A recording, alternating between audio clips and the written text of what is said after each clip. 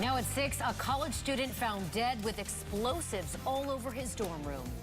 Tonight we're learning more about his past and the plot for a massive attack at one of Florida's largest universities. Good evening, I'm Brendan McLaughlin. And I'm Wendy Ryan. Thanks for joining us. First tonight, what began as a fire alarm call just after midnight led investigators to a plot for a large-scale attack at the University of Central Florida.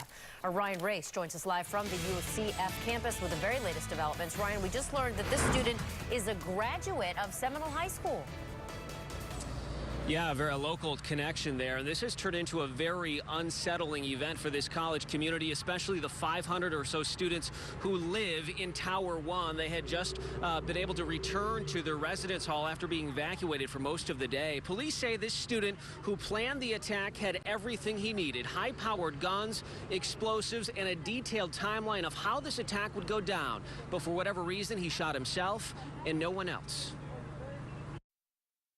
It could have been a very bad day for everybody here. The intentions were clear, according to police: get students out in the open and shoot. He pulled the fire alarm and then went back into the room and picked up his weapons. UCF Police Chief Richard Berry says the shooter, James Camarin, had an assault rifle like this one, a handgun, hundreds of rounds of ammo, and 4 explosives in a bag. Scott Borders snapped these pictures of detectives looking into a suspicious bag early this morning. He lives on the 7th floor of Tower 1 and was supposed to be evacuated with the 500 students, but didn't know. There's just a backpack and it was set aside, and there's canisters around. I don't know what those were. This afternoon, police say the bombs were not in the completed stages, but were close. Within the last few hours, investigators found written materials, including a timeline of the attack. It's very unnerving. So it kind of just doesn't make you feel safe, doesn't make me feel like I want to be there. Definitely. Camarin is a 30-year-old UCF student apparently going through some financial problems. University officials say they were in the process of kicking him out because he had not paid for the spring semester.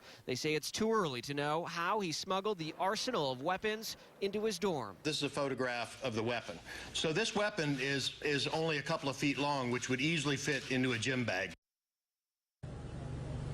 I'm sure that question about how those guns got onto campus will be explored a little bit later on. But again, the gunman, identified as James Camarin, he had 3 roommates. 2 of them were home at the residence hall at the time. One of them even had the gun pointed at him. According to police, he ran and hid in the bathroom and actually called 911. That was the first time police learned about a gunman on campus. Live in Orlando tonight, Ryan Race, ABC Action News.